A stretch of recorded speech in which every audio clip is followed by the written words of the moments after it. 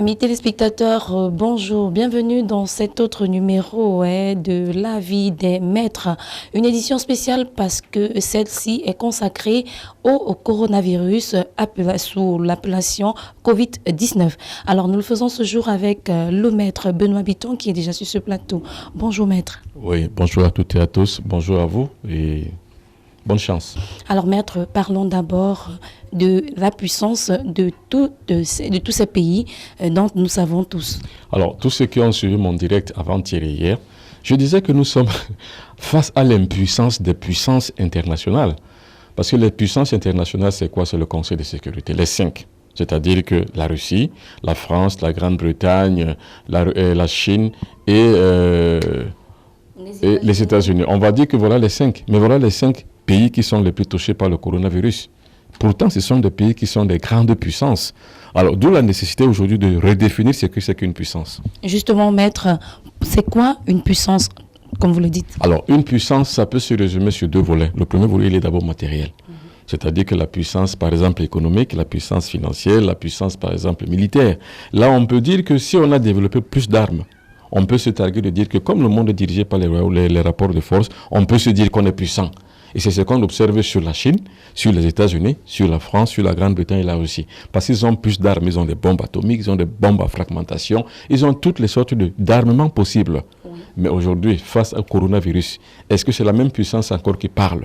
Est-ce qu'on va prendre toutes ces puissances et toutes ces armes-là pour attaquer, par exemple, le coronavirus? Mais non. C'est pour attaquer qui? C'est pour attaquer les êtres humains. Donc la définition de la puissance, c'est quoi? C'est que sur le plan impérialistique, ceux qui sont donc plus forts imposent leur hégémonie sur les plus faibles.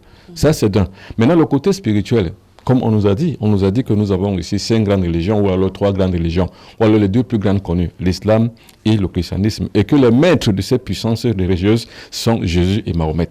Jésus pour le christianisme et Mahomet pour l'islam. Maintenant, là aussi, silence radio, on ne dit rien. Tout au contraire, qu'est-ce qu'ils font, ces centres spirituels, entre guillemets? Ils ont fermé. La Mecque est fermée et le Vatican est fermé. Nous savons que tous ces pays ont également, sur le plan sanitaire, des appareils appropriés, des médecins chevronnés. Et pourquoi jusqu'ici? Mais c'est justement pour cela que je vais vous dire ce qu'on appelle la puissance. La puissance, c'est pas avoir les armes pour tuer les autres. Parce que parlons terre à terre, je ne parle pas de philosophie là. Et je ne monte même pas le niveau du français. Je parle terre à terre. La puissance, c'est quoi? Moi, j'ai appris à l'école que l'impérialisme, c'est l'exécution d'une force, donc d'une puissance, d'un État fort sur un petit État. Mais c'est ça l'impuissance, c'est ça la puissance. Mais maintenant, alors, les êtres humains sont beaucoup plus gros, sur qui on peut tirer. Mais le coronavirus, il est tout petit comme ça. Tout petit, et aucune arme ne peut l'atteindre. Ça veut donc dire que la puissance hégémonique, impérialistique, c'est pour écraser les autres. C'est ça la définition de la puissance. Mais on nous parle encore de la puissance religieuse. Jésus est puissant, parce que les pasteurs et les prêtres nous ont dit, moi-même je l'ai appris à l'église, au nom de Jésus, c'est le seul nom que tout genou fléchit. Donc, le coronavirus ne peut pas fléchir sous le nom de Jésus. Voilà les grandes questions que je pose. Et ce sont des thématiques. Il ne faut pas avoir peur de poser des thématiques. Poser une thématique veut simplement dire une problématique naît. Et à partir de cette problématique, qu'on trouve la raison. Parce que nous sommes à la recherche constante de la raison. Et non pas rester sur les croyances. Parce que les croyances basiques, c'est quoi? C'est que Jésus-Christ est mort pour nous sauver. Et la réponse basique, c'est quoi? C'est que Mahomet est aussi le Fils de Dieu qui est venu pour sauver le monde. Donc voilà Jésus et Mahomet qui viennent pour sauver le monde, mais qui sont incapables de sauver le monde des morts du coronavirus. Voilà donc, ça veut donc dire que soit on nous a menti sur ces gens-là, soit ces gens-là ne sont pas forts, donc ils ne sont pas puissants spirituellement comme on a pensé. Donc pour dire que les anges gardiens, maître, on dirait qu'on a plus de 5000 morts, à ma connaissance, dans le monde. Serait-il en train de dormir, les anges gardiens? Non, ou alors... c'est plus de 5000 morts, parce que l'Italie seule a plus de 6000 morts. Oui. Nous sommes à plus de 150 000 morts de par le monde entier. Oui. Ça veut dire quoi? Ça veut dire que les anges gardiens, moi c'est la même question que je pose. Hein? Moi, je ne suis pas en train de dire et de concevoir et d'accepter, de gober et d'insulter mon intelligence, à dire que, mais oui, mais on nous a dit les anges gardiens et j'y crois. Non, je ne suis pas, c'est pas moi, quelqu'un qui va gober une saleté, une sardine. Non, je ne gobe pas non plus tout ce qui est une salade. Non, pas du tout. Mais je me pose des questions. Mais l'ange gardien, il est où? En Italie, où il y a plus de morts que partout. L'ange gardien, les anges gardiens étaient où? Est-ce qu'on va me dire que parce que ces gens-là ne croient pas, mais là-bas est le Vatican, là-bas est le Saint-Siège. Où sont les anges gardiens du Vatican eux-mêmes? Où on nous dit que le Père lui-même, le Saint-Siège, on l'appelle le Saint-Père. Mais je ne sais pas si vous comprenez un peu les mots. Écoutez bien le sens, le Saint-Père, le Saint-Siège. Mais sauf que le Saint-Père, lui, s'est caché et il a fermé le Vatican. C'est une honte. Les catholiques du monde entier devraient se soulever et dire que mais vous nous avez trompé, monsieur le Saint-Père. Et le Saint-Siège où nous croyons qu'on peut trouver notre refuge, mais ce n'est pas un refuge. C'est tout au contraire un centre commercial pour pouvoir nous escroquer, nous voler. Il faut donc dire honte au Vatican, honte à la Mecque, honte au pape, honte aux imams, honte à toutes les religions du monde entier qui nous ont fait croire qu'ils pouvaient avoir la solution de notre problème. Mais voilà le coronavirus. Quelle serait l'alternative, pour parler de la spiritualité, pourra-t-elle nous sauver? Il faut déjà rétablir la vérité. Les religions du monde entier nous ont trompés. Elles ne sont pas si fortes que ça. Elles ne peuvent sauver personne. Jésus ne peut sauver personne et n'a jamais sauvé personne et ne sauvera jamais personne. Laissez le pauvre où il est. Il a vécu sa vie chez lui là-bas, chez les Juifs, parce que lui-même il dit qu'il est le roi des Juifs. Il a vécu sa vie là-bas. Il est mort, ou bien les gens disent qu'il s'est réveillé de sa tombe et il est monté au ciel. Personne n'a vu.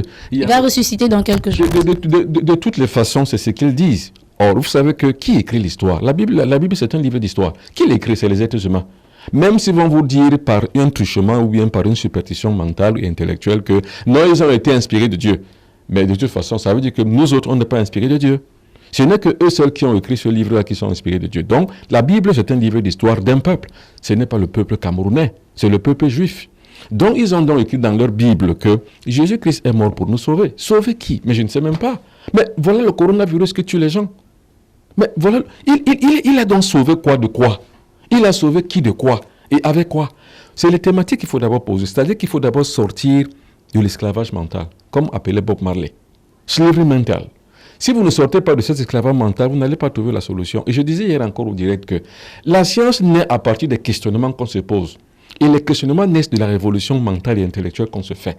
Et la révolution mentale et intellectuelle qu'on se fait vient des faits concrets qu'on arrive à voir avec les yeux. C'est-à-dire quoi? Mais voyons-nous qu'on nous dit que quelqu'un il est mort il y a 2000 ans pour nous sauver.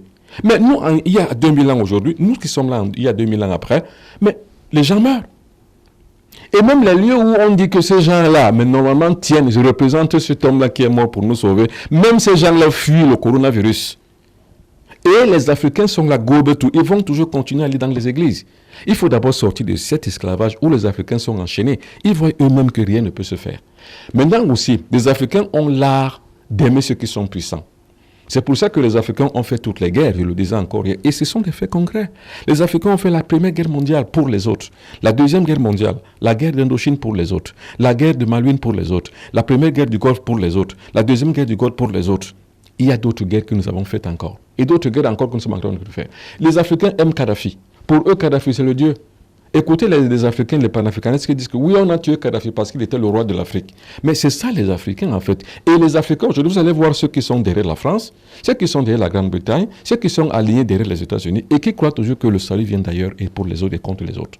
Mais non, messieurs les amis, les Africains doivent se réveiller aujourd'hui de voir que voilà la puissance du coronavirus qui a détruit toute une multiple financière et force économique et puissance militaire de tout un peuple, de toute une histoire. Ça veut donc dire que nous avons donc 60 ans d'histoire qui sont enfouis, qui sont mis en l'air.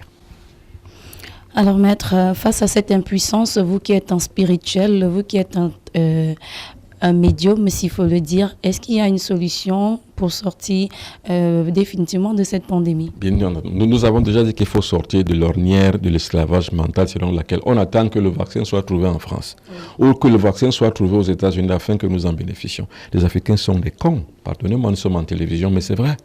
Les Africains pensent et attendent toujours des autres. C'est ça une victimisation pas possible. Et d'un côté, ils attendent de l'Occident. De l'autre, ils se victimisent que c'est à cause de l'Occident qu'ils sont comme ils sont. Mais c'est pas ça, c'est pas à cause de l'Occident, c'est à cause des Africains eux-mêmes. C'est eux qui ont tout laissé, tout abandonné. C'est eux qui ont vendu leurs ancêtres chez les Occidentaux. C'est eux qui vendent leurs matières premières chez les Occidentaux. C'est eux qui font des cessions, des territoires énormes chez les Occidentaux. Même ceux-ci pour venir planter les déchets toxiques, c'est même les Africains qui les vendent. C'est même les Africains qui sont les passeurs d'autres Africains qui vont mourir dans l'Atlantique. Ce n'est pas les Occidentaux, c'est les Africains eux-mêmes. Donc il faut d'abord se regarder devant la glace, savoir qu'on est des cons. Moi j'avais dit à un frère à moi que quand vous vous réveillez le matin, vous le noir, placez-vous devant une glace et dites-vous que je suis con. Les Africains sont très cons. Ils sont en train d'attendre que la France trouve le vaccin. Mais la France ne trouvera pas le vaccin pour vous. Les États-Unis ne trouveront pas le vaccin pour vous. Mettez-vous vous-même à la tâche. Et pour se mettre à la tâche, il faut se retrouver soi-même. C'est-à-dire, il faut être soi-même ce qu'on est, se regarder, savoir quels sont les moyens qu'on a. Mais on a quels moyens? On a les moyens environnementaux que nous avons, c'est-à-dire que nous avons la nature. On rentre dans la nature et on cherche justement la sève thérapeutique qu'il faut aujourd'hui pour pouvoir parer à toute éventualité du coronavirus. C'est ce que faisaient nos ancêtres. Moi, j'ai la recette, justement les recettes que nos ancêtres utilisaient. La chance que j'ai, c'est que mon père était traditionnaliste. Il était herboriste sacré. Parce que dans ma lignée du Mbok, nous avons ce qu'on appelle l'herboristerie sacrée, qu'on appelle Mbok Mabouy. Dans ce Mbok Mabouy, il y a des vertus thérapeutiques. Il y a des plantes médicinales qui sont très puissantes, qui vont lutter contre le coronavirus. Comment les gens vivaient à l'époque? Mais ils vivaient, ils se protégeaient comment? Et attention, à cette époque-là, avant l'avènement du modernisme occidental, les gens vivaient vieux, l'espérance de vie était en hausse. Tandis qu'aujourd'hui, avec l'avènement du modernisme occidental, l'espérance de vie ne cesse que de baisser. Nous sommes aujourd'hui à 35-40 ans, 25-45 ans même, 30 ans maximum. En 2019-2020, je pense que nous sommes dans un indice de 30 ans en moyenne que nous vivons en Afrique, dont l'espérance de vie a baissé. Qu'est-ce qu'il faut donc faire aujourd'hui? Il faut donc, comme disait, j'aime toujours citer cette phrase de Mbok Basson. C'est une phrase magique. Et au passage, hommage à toi, Mbok Basson. Il dit, redynamisons nos savoirs endogènes. Beaucoup de gens ne savent pas ce qu'on appelle endogène. Ça veut dire que tout ce qui est à l'intérieur de nous-mêmes, c'est-à-dire que nous avons nous-mêmes. Ces savoirs endogènes font partie donc de ce que nous avons, notre patrimoine personnel. C'est ça qu'on appelle le patrimoine culturel matériel. Rentrons d'abord dans notre propre patrimoine culturel matériel avec nos plantes médicinales. Et parmi lesquelles ces plantes médicinales, il y a le citron. Il y a le ndong, qu'on appelle le truc de Guinée, comment on appelle ça, enfin, j'ai oublié comment. Maître, sans vous couper, avant d'arriver aux recettes, je voudrais que nous observons, parce que l'Afrique est le continent le moins touché malgré la pandémie qui sévit en ce moment dans le monde. Se pourrait-il que l'Africain ait déjà compris quelque chose? Non, c'est parce que l'Afrique est la moins visitée. En fait, c'est ça. Ça veut dire que, qu'est-ce qui se passe? Il se passe que la transmission se fait par contact humain. L'Afrique est la moins visitée. La destination touristique la plus prisée, ce n'est pas l'Afrique. Ce sont des pays qui sont touchés, c'est l'Italie, c'est la France, c'est les États-Unis, c'est le Moyen-Orient, ce n'est pas l'Afrique. L'Afrique vient en dernier lieu. Quand les Occidentaux viennent ici, c'est simplement pour pouvoir faire leurs affaires. Leurs affaires, ça veut dire quoi? Ça veut dire qu'ils pouvoir escroquer, exploiter, ainsi de suite, ainsi de suite. Mais ce n'est pas parce que peut-être nous sommes les plus forts, non. Nous sommes les plus exposés et les plus fragiles, les plus vulnérables même. C'est pour ça qu'il faut faire attention. Il faut que nous mettons nous-mêmes nos propres barrières, les barrières thérapeutiques avec nos savoirs endogènes.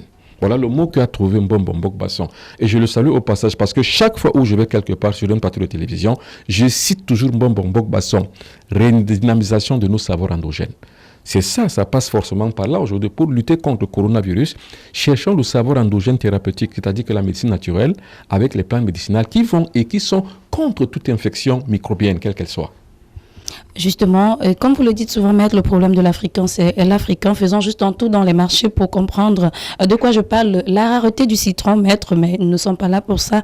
Parlons quand même de la recette avant de sortir. Quelle est la recette que nous pouvons choisir pour pallier à ça? Alors, justement, ce qu'on appelle la médecine, en fait, c'est quoi? La médecine, c'est le génie.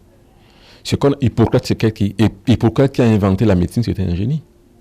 Comment il a fait pour inventer la médecine? C'est qu'il a pu transmuter sa conscience, donc son mental, arriver jusqu'au son le plus haut, le son de la kasha, afin de pouvoir découvrir. Moi également, je ne me targue pas de dire que je suis très fort, mais je dis c'est le même principe que j'utilise, parce que j'ai atteint mon génie. Quand on atteint son génie, on a la capacité, la possibilité de diriger et d'orienter les êtres humains. C'est ce qu'on appelle le pouvoir vertical de la spiritualité. Donc, je me considère comme un guide spirituel. Je me dois donc de donner donc les recettes que j'ai pu trouver ici et là, surtout dans le monde transcendantal. Alors, qu'est-ce qu'il faut donc faire le matin, comme je l'ai dit avant-hier, hier aussi je l'ai dit, je le redis encore ce matin sur votre émission. Quand vous vous réveillez le matin, à 5 h du matin, vous, pour prévenir, vous qui n'avez pas le coronavirus, pour qu'il ne vous attrape pas, pour le prévenir, buvez un verre d'eau du matin, un verre d'eau chaud. L'eau chaude, je veux dire. Vous vous réveillez le matin, la première chose, à 5 h du matin, je dis bien 5 h du matin, les heures sont importantes.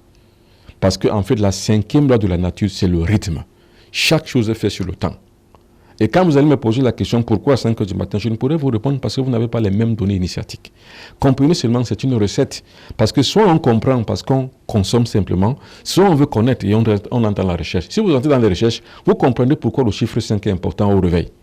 Donc maintenant, ce n'est pas la question. La question, c'est de vous protéger. Alors déjà, il faut mettre la prophylaxie ordinaire, c'est-à-dire que celle que le gouvernement met en place. C'est-à-dire que lavez-vous les mains, confinez-vous chez vous, soyez à 1 mètre près de distance des uns des autres. Bref, mais méditez sur tout ce qu'on vous a dit. Mettez-la en pratique sur tout ce qu'on vous dit. Il n'y a rien que nous disons qui soit contraire et contre ça. C'est la première étape, la protection de soi, donc la prophylaxie.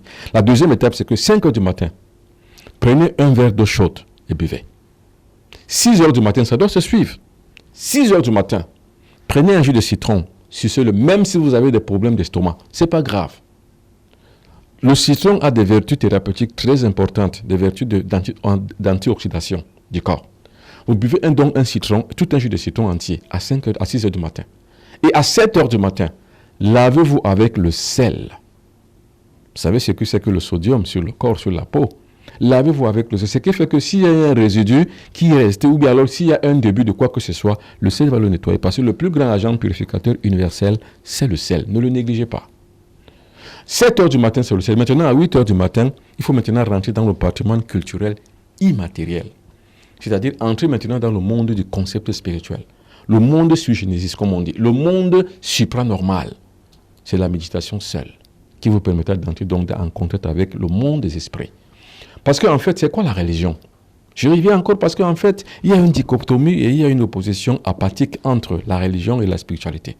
Les gens pensent que la religion, c'est la spiritualité. La religion, c'est un amas de croyances hétéroclites. On a ramassé ici et là. On a composé un livre qu'on appelle la Bible, par exemple, le Coran, par exemple, pour pouvoir dominer le monde. C'est ça la religion. Mais la spiritualité, c'est pas ça. La spiritualité, c'est que nous avons des pouvoirs latents en nous. Ces pouvoirs-là, réveillons-les. Ces pouvoirs-là ont des grandes vertus thérapeutiques. Ces pouvoirs-là ont la puissance subliminale de pouvoir parer à toute éventualité maléfique ou alors pathologique. Ça veut dire qu'aucune intromission dans un corps qui est sain et pur, qui est méditant, qui est spiritualisé, de coronavirus. Jamais. Le Covid-19 ne peut rien faire dans un corps qui est sain. C'est pour ça qu'on dit qu'un esprit sain dans un corps sain. Donc quand le corps donc est assaini par la méditation à 8 heures du matin, vous assainissez votre esprit parce que là, vous inspirez ce qu'on appelle l'énergie vitale. Quand vous inspirez par la méditation l'énergie vitale détruit tout. Même s'il y avait un début de Covid-19 dans votre corps, il est détruit. Parce qu'aucune forme de vie ne peut résister, négative et nocive, ne peut résister face à la puissance et à la force de frappe de l'énergie vitale. Alors, en ce sens, donc, là, dans la méditation, vous allez simplement faire une respiration vitale et vitalisante. Vous mettez la main, le doigt gauche sur l'autre narine, vous inspirez. Et attention, il faut qu'en inspirant, vous voyez que l'énergie vitale pénètre en vous, parce qu'il faut savoir que l'énergie sur la pensée. Si la pensée l'oriente vers l'entrée dans l'autre narine, l'énergie vitale viendra. Parce que dans la troisième loi de la nature, il y a ce qu'on appelle la vibration. La vibration, c'est quoi? C'est qu'il y a une onde que vous émettez avec votre pensée et il y a une réfraction. C'est une loi naturelle. C'est pour ça que vous voyez deux triangles. Un triangle montant, un autre triangle descendant. C'est ça le principe réfractaire de la nature. Vous envoyez une onde vibratoire, il y a une réponse de ce que vous cherchez. Donc, si vous recherchez donc à avoir l'énergie vitale, vous l'aspirez. Et vous voyez dans votre état mental que vous êtes en train d'inspirer une énergie blanche, forte et puissante. Vous bloquez, vous expirez par là. Vous sortez maintenant tout ce qui est nocif en vous. Vous êtes en train de spiritualiser votre corps. Vous inspirez encore, donc vous alternez l'autre narine encore une fois de plus. Donc comme ça. Vous bloquez, vous sortez par là. Dans ce mouvement d'aspiration et d'expiration, qu'est-ce qu'il faut faire? Quand vous inspirez, vous voyez que vous inspirez une lumière blanche. Vous l'inspirez d'une autre narine, parce que quand vous l'inspirez, c'est votre énergie vitale. Vous vitalisez votre corps. Vous vitalisez les poumons, parce qu'il faut savoir que le coronavirus incite beaucoup plus au niveau des poumons. C'est pour ça que vous avez des problèmes respiratoires. Donc, vous écrasez toutes les toxines qui sont à l'intérieur de vos deux poumons par l'intromission et l'inspiration de l'énergie vitale. Il faut donc l'avoir vu, parce que ce que vous demandez, vous le voyez, vous le recevez. C'est une loi réfractaire de la nature. Alors, de l'autre côté également, vous le faites. Donc, vous alternez.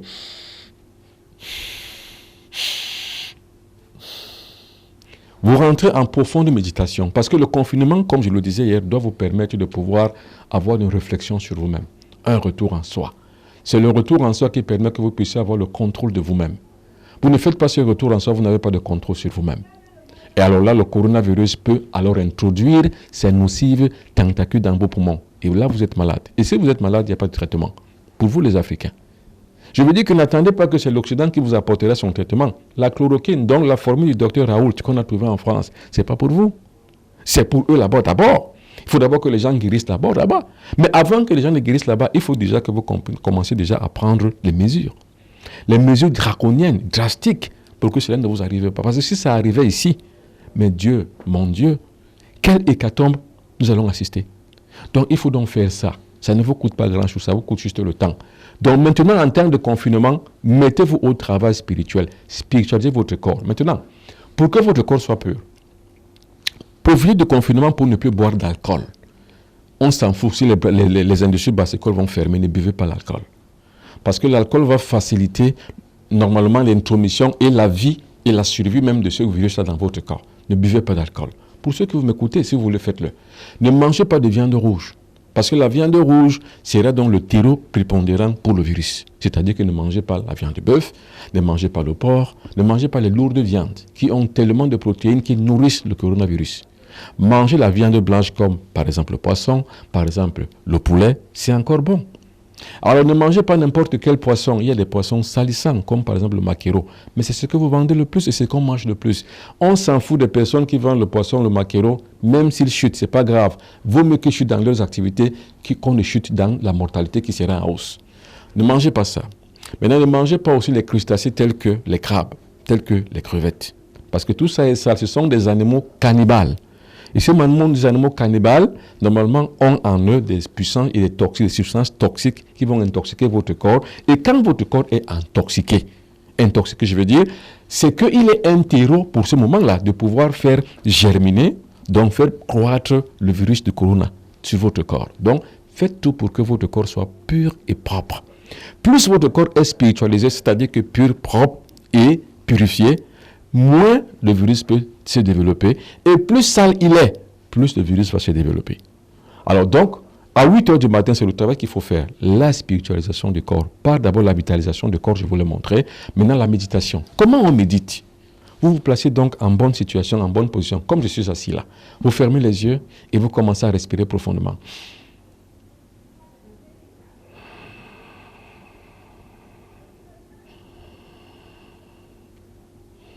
Alors maintenant, dans le principe de cette méditation-là, vous voyez, parce qu'en fait, comme je vous ai dit, la troisième loi de la nature, c'est la vibration. La réfraction de la nature veut que ce que vous voyez en vous, c'est ça qui va se passer. Vous êtes l'expression de votre pensée. Et vous vous créez vous-même à travers votre pensée. Si vous voyez donc en ce moment donc là que le coronavirus n'a pas de place dans votre corps, il n'aura jamais de place dans votre corps. Parce que votre corps va créer des enzymes et des éléments de protection et des barrières. Ils vont alimenter vos défenses naturelles du corps. Vos anticorps seront donc ainsi renforcés. Tout, il faut le faire. C'est pour ça qu'à 8 h du matin, il faut faire maintenant notre travail mystique de pouvoir réveiller en nous des forces qui dorment encore, qui vont être une barrière exponentielle contre l'intromission du coronavirus. Alors nous osons croire que cette recette n'est pas tombée dans les oreilles des sourds. Maître, nous allons sortir, mais sans toutefois rappeler à nos téléspectateurs que vous vous déplacez de partout dans le monde. Et d'ici peu, vous serez à Paris, vous le confirmez, face aux caméras. Bien entendu, je serai à Paris du 29 avril au 10 mai. Mais je donne donc justement les consultations qui seront sur place. Je donnerai également aussi un séminaire le 1er, le 2 et le 3 mai 2020 à Paris. Ça veut dire que ceux qui voudront normalement y participer, il y a le numéro de téléphone qui va s'afficher, le 00237 677 24 67 96. Je crois que là, votre secrétariat également pourra avoir les informations nécessaires. Justement, au cas où vous n'arrivez pas à avoir le 677 24, bref, le numéro qui s'affiche au bas, vous pouvez également contacter les deux autres numéros, sont toujours les numéros du secrétariat, donc le 00237 677 71 61 36 et également le 00237 6 97 06 20 91. Mais aussi, vous pouvez nous écrire à notre adresse mail benoît.biton avec 2T, voilà le biton avec 2TON @gmail.com. Toutes ces informations vont s'afficher au bas de l'écran. Nous sortons de cette émission mettre un conseil ou alors je ne sais pas moi trop, un vœu pour ceux qui ne sont pas encore touchés du corona. Non, le vœu c'est quoi? C'est que personne n'en meurt. Ça c'est tout, parce que c'est un événement ponctuel. C'est une pandémie justement. Quand on parle de pandémie, c'est un événement ponctuel. C'est comme la grippe espagnole, c'est comme la peste. Aujourd'hui c'est le coronavirus. Il ne faut pas qu'on en meure. Surtout il ne faut pas que les Africains en meurent alors qu'ils ont des armes. Ça c'est le vœu. Et là, j'aime toujours citer Mbombo Mbogbasson qui pour moi est une référence panafricaniste. Il faut compter sur ses propres valeurs endogènes. Il faut compter sur ses forces endogènes, c'est-à-dire que sur tout ce que nous avons. N'attendez pas les autres. L'Occident ne vous donnera jamais la technologie. L'Occident ne vous donnera jamais le vaccin. Jamais. De toute façon, aujourd'hui même, il y a une programmation de la vaccination de masse. Ce qu'il faut déjà refuser. On en parlera peut-être dans une autre émission. Pourquoi il faut refuser le vaccin qui va venir bientôt? Et aujourd'hui, il faut compter sur tout ce que nous avons. Nous avons le ndolé. Le ndolé qu'il faut faire un essor, c'est-à-dire que le ndolé, le piler, l'essorer, et puis boire le jus, ça aide. Nous avons le ndinja, ça aide. Nous avons beaucoup de choses qui peuvent aider, des petites choses. On n'a pas besoin d'aller à la pharmacie pour les acheter. Nous avons le ndong, le poivre de Guinée, on l'écrase, on le mange. Et on le mélange peut-être avec du miel si on n'a pas le diabète. On le mélange aussi avec le ndinja si on n'a pas le diabète. On le mange, c'est tout. C'est des choses qui vont aider. Il y a le cou de girofle qui peuvent aider à pouvoir garder son corps pur et surtout rester dans le jeûne. Parce qu'il faut savoir que le jeûne, en fait, il y a deux types de jeûne. Il y a le jeûne religieux, comme d'habitude, le jeûne chrétien, comme d'habitude. Les gens jeûnent pour pouvoir avoir des faveurs. Vous avez entendu quelqu'un qui va vous dire que j'ai jeûné parce que je voulais réussir dans mon examen. Non, ce n'est pas ça le jeûne. Le jeûne, c'est une alimentation spirituelle qui permet que le corps se vide, se purifie, afin de pouvoir accélérer le processus de spiritualisation du corps par l'intromission de l'énergie vitale divine. C'est pour ça qu'on jeûne. Donc il faut jeûner, mais dans le jeûne, il faut avoir l'attitude de méditation qui permet qu'on spiritualise le corps et qu'on donne au corps d'autres possibilités thérapeutiques, d'autres forces et d'autres barrières, et qu'on renforce les barrières de protection et de défense naturelles. C'est ça, c'est le vœu que je peux admettre. C'est qu'il faut que, aujourd'hui où l'heure est grave, il faut que les Africains aujourd'hui se retrouvent en réflexion en eux-mêmes et ne compter que sur eux-mêmes. D'abord, eux-mêmes physiquement, seuls, individuellement et personnellement. Et surtout maintenant dans la collectivité dans laquelle ils vivent eux-mêmes. Donc, en groupe, ils combattent, qu'ils créent des cellules de protection, des cellules de combat, des cellules de réflexion, de pouvoir se partager les connaissances et les consciences afin de pouvoir barrer à toute éventualité d'une attaque du coronavirus. Qui, si elle venait ici à grande échelle, il y aura une hécatombe. Et ça, on ne le souhaite pas. Amis téléspectateurs, chers internautes, merci d'être restés fidèles à cette émission. Surtout, sortez couverts, respectez les 13 règles adoptées par le gouvernement camerounais et surtout, restez confinés tant que c'est nécessaire. Rendez-vous dans un autre numéro. Au revoir.